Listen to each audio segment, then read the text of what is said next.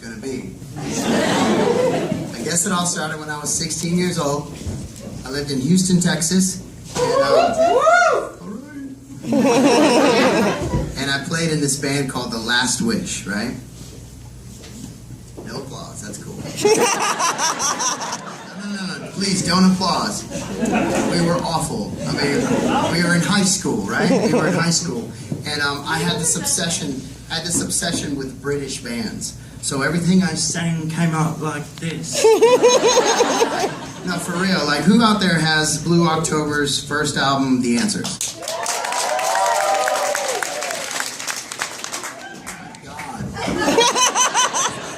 That song Tomorrow on it? Pop that bitch in on the way home.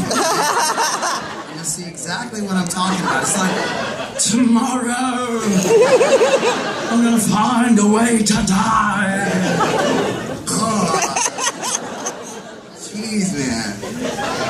Morrissey can only do Morrissey, Justin. Shut up. Anyway, I was obsessed with bands like The Smiths, The Cure, Joy Division, the Cocteau Twins. Who thinks that? That's how underground I was, dog. No, but I was, okay, I'm going to try and focus tonight, because I don't want to make y'all sit here for too long. Keep us as long as you see want. how I fished that out, and y'all just get my head. Let's go, man! Alright, anyway. I was 16 years old. I was playing in a band called The Last Wish. I sounded like Morrissey. It sucked. And we were playing our first, not our first, but like one of the first gigs that we ever had at a little place called the Last Concert Cafe in Houston, Texas. All right? And the Last Concert Cafe was odd because later on in life I found out that it was like a legit whorehouse. Like seriously, like a prostitution place. You knock on the door when you're loading in our gear, and they're like, "What's the password?" Fucking purple elephant poops at night. Anyway, but so instantly we had street cred, you know, we're like playing whorehouses in high school. But you know, when you're in a band in high school, you know, you're in the band to change lives. You're in the band to change the world with your musical skills. No. I was in the band to get chicks. That was it. And I was the lead singer. You know? So my head was like, I had this ego, like, oh my God, I was so cool. But in actuality, the parents, you know, they ran the show still. The parents ran the show. They packed up the Suburban. They put all the gear in it, and then they helped you load it into the whorehouses. And you play the show. You know, so we're playing the show that night, and I'll get to the point. We're playing the show that night, and after we're done, well, first of all, the whole audience was full of nothing but parents, because we didn't have many fans. You know, we just had our parents who were out there just really into it. And I'm serious, that's how they dance. But we were playing, but my parents were working, they were at home, you know, they couldn't be at this show. So at the end of the show, I went up to the leader of the band, Greg. Oh yeah, it's cool. I went up to him and I said, hey man, I've been working on this song. I'd really like to play it after everybody gets off the stage. And I'd like to play it. And he goes, of course you would. Yeah, sure. Yeah, you show up, mother. You know, and I was gonna do it anyway, but I was just being nice. So after we played, I got up on stage, and I pulled up my acoustic guitar, and I played this song. It was so good, and I showed my skills all over the audience. It's why they're all like, oh God. All the parents, it was really creepy. And then after I played that song, it was just dead silent like this. And all their mouths were literally open. So what am I thinking? I just blew them the fuck away. Like, oh my God, their lives changed right there because of one song. Justin Furstenfeld wrote it. Let's save the world. Here we go. So I go home that night on cloud 9, right? Like, holy shit. I'm the bomb. I go to bed that night, and the next morning my dad comes and wakes me up, and he's like, hey, son, wake up. What the hell did you do last night? And I'm like, I changed lives, Dad. I changed lives, bro. He's like, well, Greg's dad called and he's holding a parents' meeting. We have to be there at 5 o'clock. And I'm like, damn right, he's holding a parents' meeting. They're going to put all their monies together. They're going to get us a record deal. Shit's going to change because of my song. So, Dad, let's go. So, me and my crew, my mom, my dad, myself, we rolled over there, 3 deep, in a Pinto. You remember the Pinto?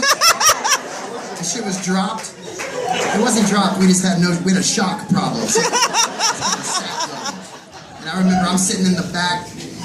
It's like, and we kind of lived, we lived in like, it wasn't like the hood, but it was kind of, it wasn't like spectacular. I mean, my brother and I shared a room. Anyway, we're driving over there in the Pinto. We pull up to Bel Air. We pull into this driveway, and I'm like, oh, ugh. And they both get out, and then I try to get out, and I'm like, oh yeah, push, Dad, get the chair. You feel me? But you get out, and you're like, am I seeing that shit? And you go up to the front door, I remember, and I pushed that sucker open. It was one of those huge doors, and the air conditioner hit me. And I walk in. Yeah, I'm here, y'all. We can get this shit rolling. My mom, my dad walking with a stride behind me, and we walk into the middle of their living room, and everybody's sitting down waiting for us. Like every parent, every kid. And so I'm like, this shit's gonna be gangster. We sit down, and I'm looking right across at Mr. Hammond, Greg's father, and he said, I'd like to call this meeting to order. I said, damn right you would. What's up, Greg's dad? And he goes, we're worried about Justin. We didn't like what he sang about last night. Personally, it scared us. We don't want our kids involved in anything about like this. We don't want to be represented this way, so the floor is open. Mr. and Mrs. Furstenfeld, what are we going to do about this? So instantly, that nice air conditioner that was on earlier just was like broken or something. Shit got real hot. So no record deal. Shit got real hot. All the air was like sucked out. I looked at my dad. He goes, what the fuck? I look at my mom, and my mom, my sweet mom. My mom is the sweetest little Christian lady you'll ever meet, okay? And she's sitting there all excited about this meeting at first. She's got her little blanket, and when this happens, she's just kind of... Because everybody's looking straight at her, because my dad just like this, So I'm looking at my mom, and she's getting red, and I can see her neck's getting a little patchy, And I'm like, Mom, you all right? She stands up. Out of nowhere, she just grabs the nicest lamp she can find. She's like, fuck your lamp! Glass everywhere. And I'm like, chill! This bitch! And everything in slow motion, gangster rap started playing from the ceiling. And we're like, let's go! Let's go! And my dad's swinging a towel around his head.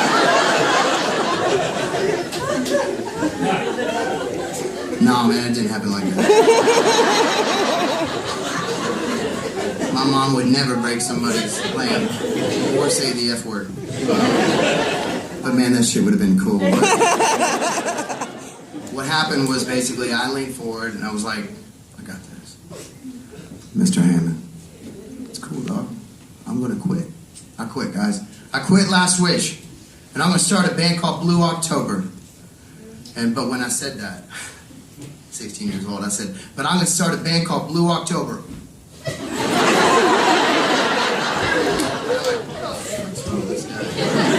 Go ahead. So I'm like, let's bounce, Mom, Dad.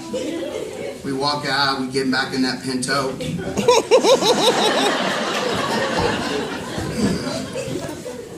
We're driving home, and I remember this night so well.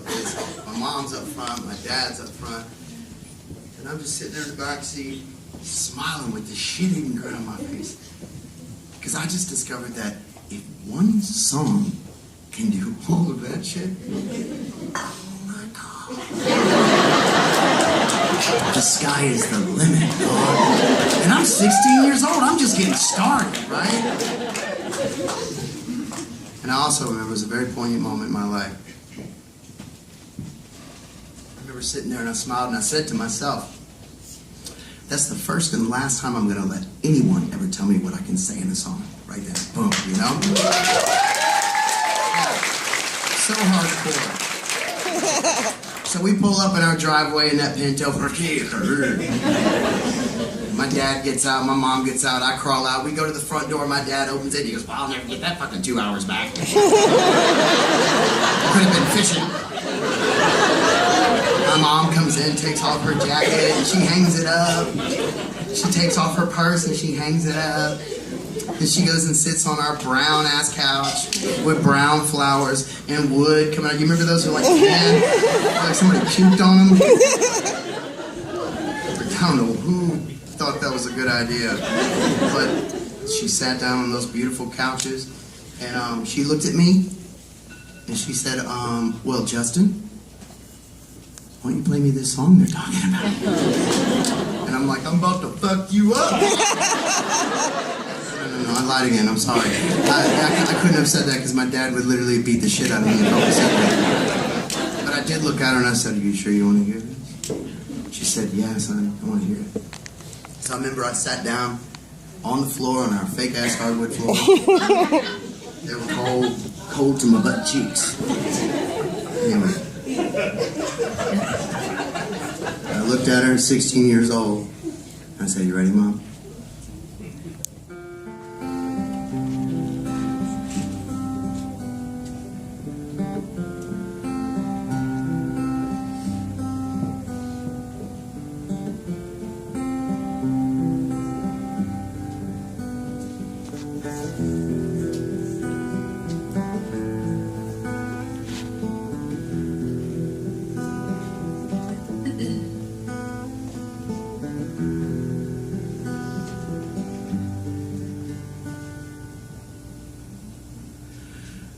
Have you ever been so lonely?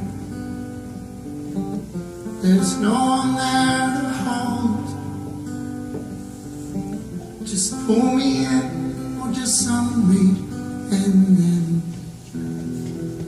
climb inside. My arms are open wide. Have a look inside. It is not that I am scared to learn, just I am empty inside. Just hold my hand or show some concern if I live or die.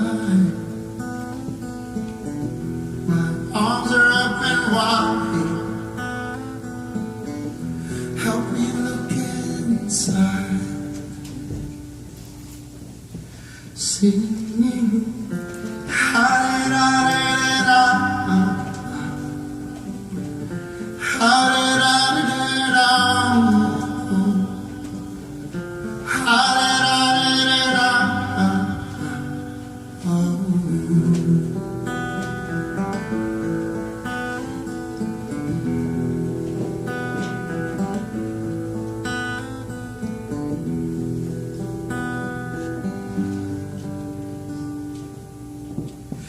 I hear the water drip from the faucet,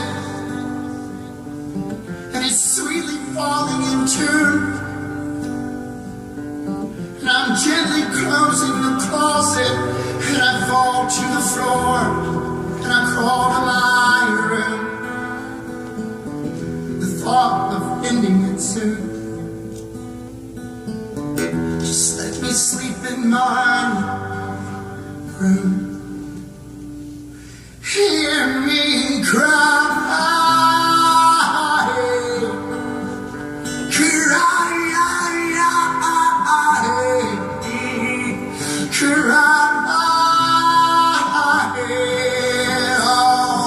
I hear a knock at the front door, don't come in.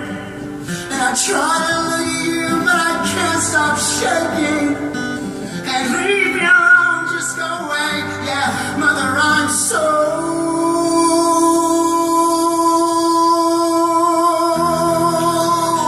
scared.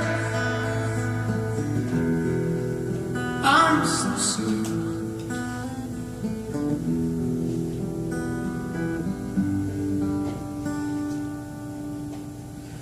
An empty bed, but all of my sheets, they're gone. They're wrapped around me and you,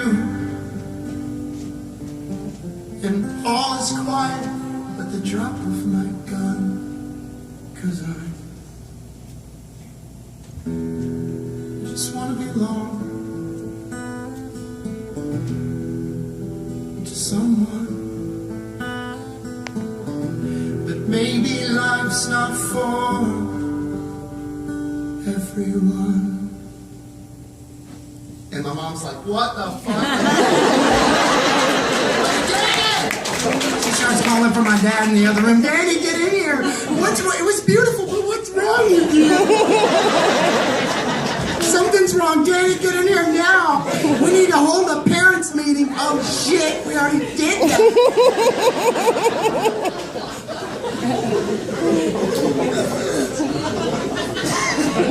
So the next day, I was put on Paxils. Just right then and there. I've been on Paxil since I was 16 years old, and I'm a whopping 27 years old now. So funny. Anyway, my point was that when you're in high school and you're 16, that's when you're shaping your personality, am I correct? That's when you're finding out what makes you tick, what you're into, what kind of girls you like, what kind of boys you like. Yeah, anything, you know, what's the personality when it comes in. So, personally, I've been on Paxil for so long that I still don't know who the hell I am. But every now and then I feel good. And I feel so good. So good. And I think to myself, I think I'm cured. I think the Paxil finally worked. After all these years, I'm going to stop taking it. Because I want to be just like you. I want to wake up in the morning, look in the mirror, and go, pow. You're badass. That's how I felt. So I just stopped taking them. I pushed them to the side. I said, I'm good. I'm straight. I'm normal now. Fucking month later, I'm like, fucking then I'm sick. Fucking having conversations with myself, but good conversations and shit.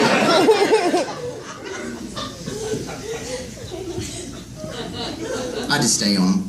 I don't even mess with it no more. I don't even try. It's a mind thing, you know. Every morning I take that pill. Every now and then, my wife though, she'll look at me and she'll be like, ooh. All she's got to do is.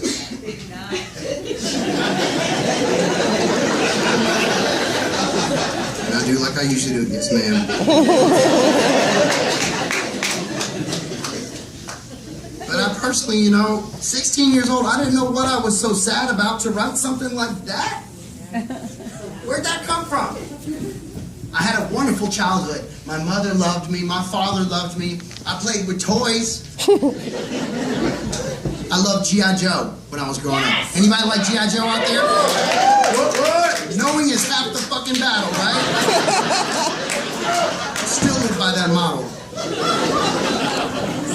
Anyway, okay, hold on. I played with G.I. Joe because I love G.I. Joe. Except when I played with toys, it was different.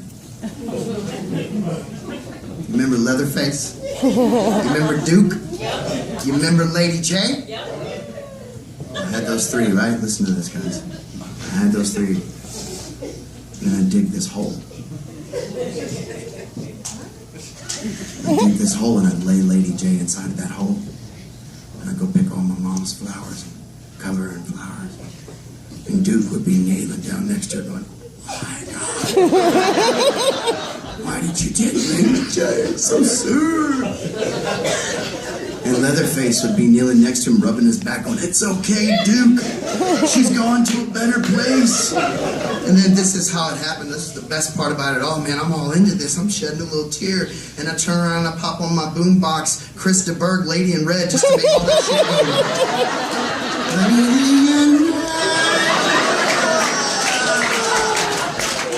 And then my mom comes in. She's like, "What are you doing?" "Shut up. We're putting the dirt on Lady J right now." That's how I play with toys. You know, so I don't know what was wrong with me.